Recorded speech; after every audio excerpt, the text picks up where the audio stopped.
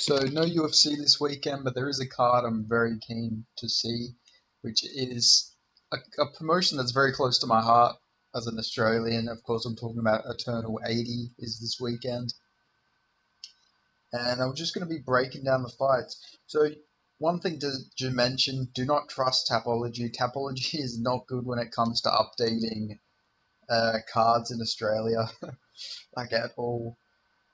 So they have quite a few incorrect things. Khan Diata is not fighting Corey Lynch. Corey Lynch is fighting Victor Lyle the week after. Uh, Julian Giastantano is not fighting twice.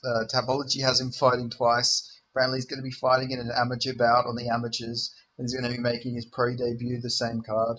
That is not happening. And then it just straight doesn't mention that West Kappa is on this card. So yeah, a bit of a shit show from Tapology. They really need to get their shit together when it comes to the Australian cards. But I try to do my best to make sense of the fights I can. So I'm just going to go with the main card because I do know them for the fights that are happening. So I'll start off with the first fight, which is Julian Giacintano. I'm probably butchered his name. I got mutual friends with this guy, so my apologies, Julian. And then Ryan Cooper is his opponent. That's who he's actually fighting. I think this is pro. It's on the main card, so I'd imagine this is still a pro bout. So both men making their pro debut on this card. And I'm going to be taking Julian here. Ryan Cooper's just lost quite a lot, 2-5.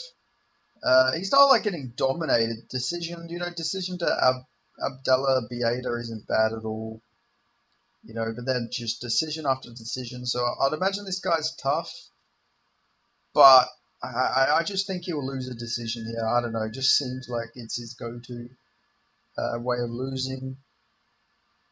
So yeah, I am going to be taking Julian here to get this one done, and I'll say by decision. Just seems to be how to beat this guy. 2-5 as an amateur. I respect the hustle. He's given it a good go at least. But yeah, I'm going to go with him. I'm going to mention one prelim bout that is on this card, which is Jack Hooper, 2-3 versus Nima Baruz. I'm going to be going with Nima in that fight real quick, just to mention. He's a pretty good fighter. He's a good wrestler. I believe he's Kurdish. He's got a really good wrestling background though. Good fighter. Don't understand why they're giving him a layup like a 2-3 opponent in Jack Hooper, but it is the amateurs, so who knows? Anything can happen. But yeah, just to mention, I think Nemo will win that. He's actually seems like a pretty solid prospect from what I've seen. Fights pretty well. But anyway, going on to the main card again. Then we have Dan Jones versus Sebastian Sazale. I'm never going to be able to pronounce that name properly. Both very good fighters here. Both on a bit of the older side of the featherweight division. Dan Jones, 33, took a lot of time off. Really good prospect though. Well, at least when he did used to fight. He had some really solid wins. Beat Rod Costa back-to-back fights. I never understood that. I don't know what the beef was there, but he's got some good wins. Beat Rodolfo Marquez. Beat Jordan Cameron, that's a pretty good win there. 5-1. What's his record now? 5-2. So he didn't fight again after that. But he's got some solid wins. This guy. Sebastian's very active, very good fighter. Got a really nice KO in his last fight. Only lost to Abdallah Bieda, so not a bad guy to lose to by any means. I am going to be taking Dan Jones here though. He's just got a really heavy grappling style. Very, he's very, very persistent with his wrestling from what I've seen. But yeah, I do think he'll get this one done. But who knows? Layoff, he's been out for a very long time. He hasn't fought since 2019, so he could have all sorts of ring rust in this fight. But if he does win this, he'll be 9-0. I think you've got to give him an opportunity now. He's 33 years old. Time's running out for this man. But yeah, I am going to be taking Dan Jones there. Very close fight though. Then we have Wes Kappa versus God, what's his name? He's fighting Kevin Piraris. Okay, I just needed to make sure. I thought it was Kevin, but I wasn't quite sure. This was a last minute addition, last minute pull out, literally a day ago. Wes Kappa, really, you know, big boxer. He's fought a lot of boxing matches. He's also competed in professional Muay Thai. His boxing record's 22-5. He's fought a lot of decently solid guys. Trained with a lot of solid guys. Been sparring partners for a lot of solid guys. Has a big kickboxing background, Muay Thai, and now he's 3-2 as an MMA fighter. So and he had a really good win his last time out against John Bruin. John Bruin's a pretty good fighter. You know, very experienced from CKB, and he came out to fucking grapple Wes Kappa, and Wes Kappa showed some decent understanding of takedown defense in there. He's a lot better than I thought he would, and yeah, he just put a beating on him while he could, and yeah, I think he's going to win this. I think he's going to beat Paras. Parask, both of his pro fights have been short notice apparently, so you got to fucking feel bad for the bloke when it comes to that for his two pro fights. But he's a grappler, but he has been chinned before, and I think Wes Kappa is going to chin him here. Wes Kappa, very powerful guy, very solid as well. Obviously got that boxing background. Boxers with 4-ounce gloves is always going to be a dangerous combination, and I think he's going to put this guy out. And probably second round, he'll probably have to deal with some grappling again. He's just figuring out all the takedown defense and everything. But, he's a very fun fighter. Hopefully some people will fucking just slug it out with this guy. Because I think most fights are going to just be him defending takedowns. And then when the opponent gasses out from trying to get this guy down, they're going to get knocked out. That seems to be what happens. But Wes Kappa, a very entertaining fighter. Hopefully the siren, there isn't like a fire alarm going off during his fight, because that happened during his fight against John Bruin. It was very annoying. They were literally in the cage, and then the fucking fire alarm just went off, so they're standing there mindlessly walking around the cage, and you have all that adrenaline pumped up about to get into a fight, and then you got this fucking alarm going off. But yeah, anyway, I'm going with Wes Kappa there. And then we have the co-main event. Anthony Drilich is fighting Frank Janoski. I think that's how you pronounce it. Or Jano Whiskey. I'm going to be taking the underdog here in Anthony Drilich. I think he's going to be an underdog. This guy's pretty solid. He's got some really solid wins at bantamweight, and he's been talking about fighting at flyweight for ages. So I think this is going to be his correct weight class. He was fighting guys a lot bigger than him, but he had KO power, got some big KO wins, has a grappling background, trains out of a good gym, has his own gym in Manda as well. Like, he's a solid fighter, Anthony Drilich. So is Janoski. This is like a very close fight. Could go, honestly either way. But I think Drilich might just get him done here. I think he might just be a bit stronger at this weight class than he was at bantamweight, and he was very strong at bantamweight too. So it'll be very interesting to see how this one goes. He's 5-1. His fight before this, if I'm remembering correctly, wasn't the most entertaining. He got a really big KO the fight before that, but his last fight, yeah, was a weird one. Not a great fight by any means. It was, yeah, like I say, wasn't the most entertaining fight. It was sort of just a clinch fest, if I'm remembering correctly. Yeah, not a lot of damage, but he did end up getting the victory. It was very close, though. He could have lost that. But who's Frank Chalnowski has beat, 1-0, 0-1, 0-0. He's having close fights as well in a lot of his fights. So yeah, it will be interesting to see how this one goes. I am taking Anthony Drilich, but it's not like a lock or anything. This fight could go honestly either way. But I do like the activity from Anthony Drilich as well. It seems like he's been the more active man, especially 2022, 2022, 2023. And then yeah, he's had this fight booked for ages, so yeah, I like the activity out of him to get this one done. And then we got the main event. We got Quillan Salkild versus Brett Pastor. This is a very interesting fight. You got the Australian in Quillan, the hometown favourite out of Perth, Western Australia, versus the New Jersey. And I don't know how the fuck this guy managed to get to Perth. He trains out of Thailand. He trains out of Tiger Muay Thai apparently. His nickname is the American Nomad. I do like that name. Seems like he was fighting out of one. Where was his other fights? Where was the brawl in the? Okay, so Pennsylvania. So yeah, his last fight was in one. He also fought another fight in one against a 5-3 or 5-2 opponent.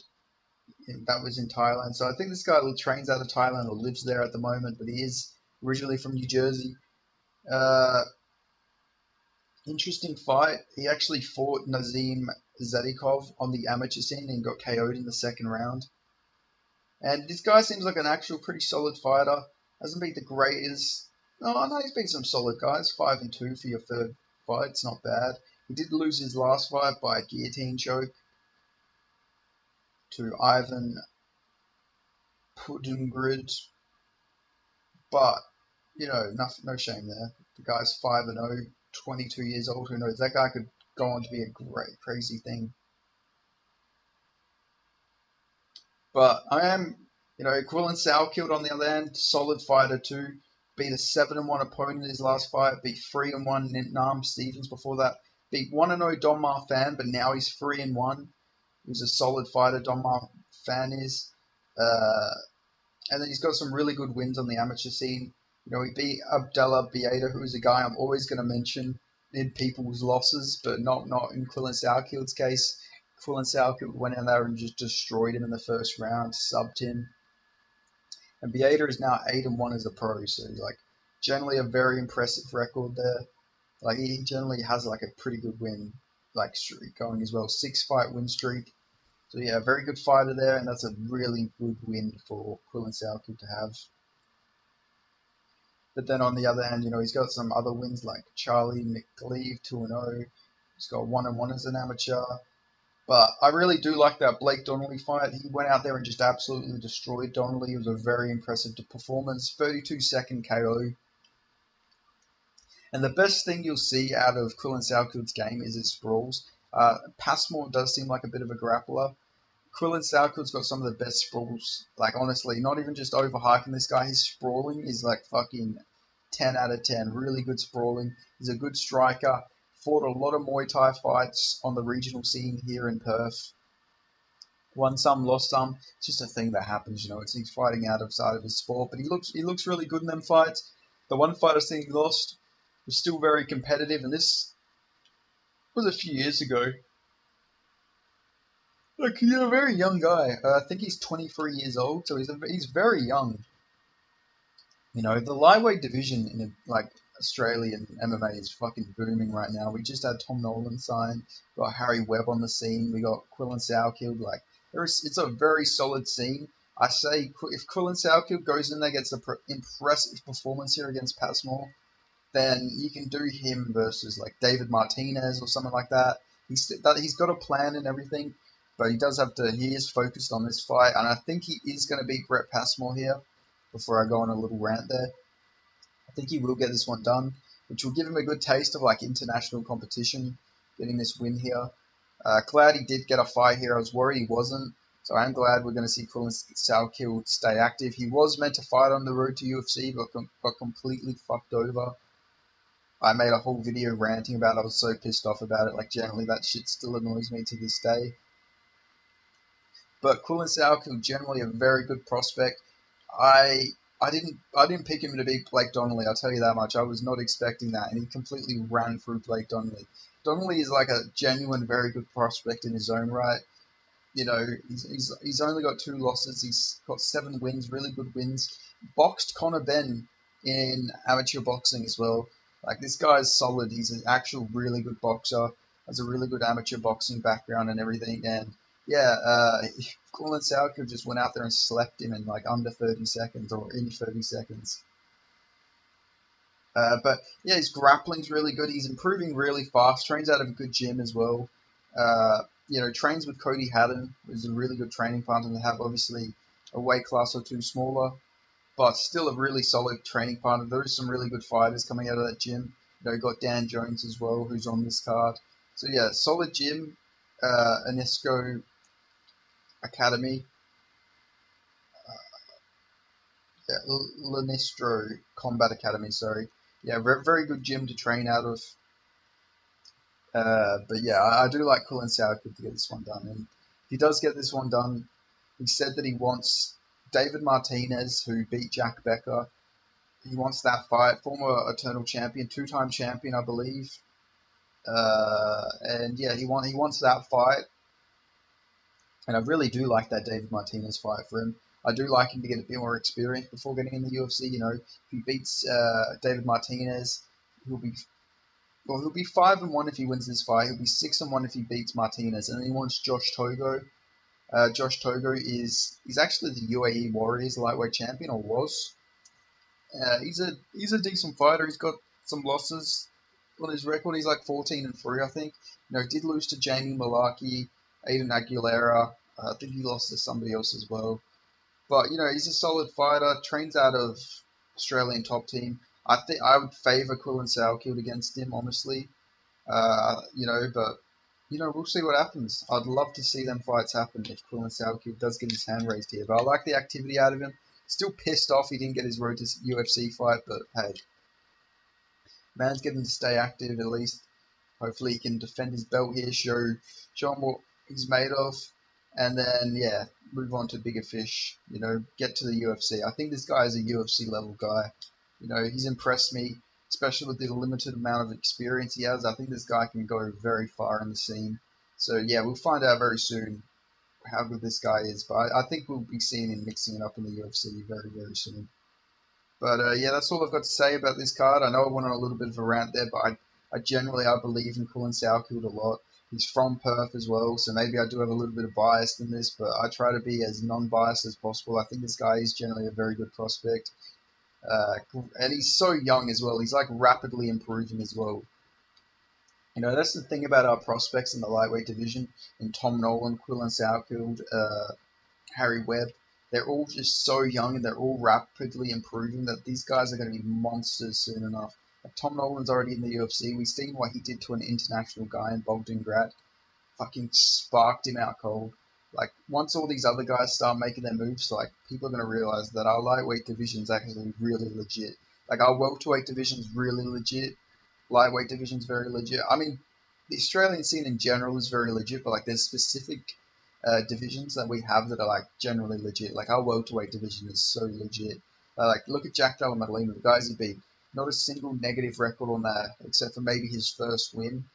But like, nah, even that I think was a positive record. So you know, like all fucking good guys he beat on the regional scene. Like our regional scene in general is good.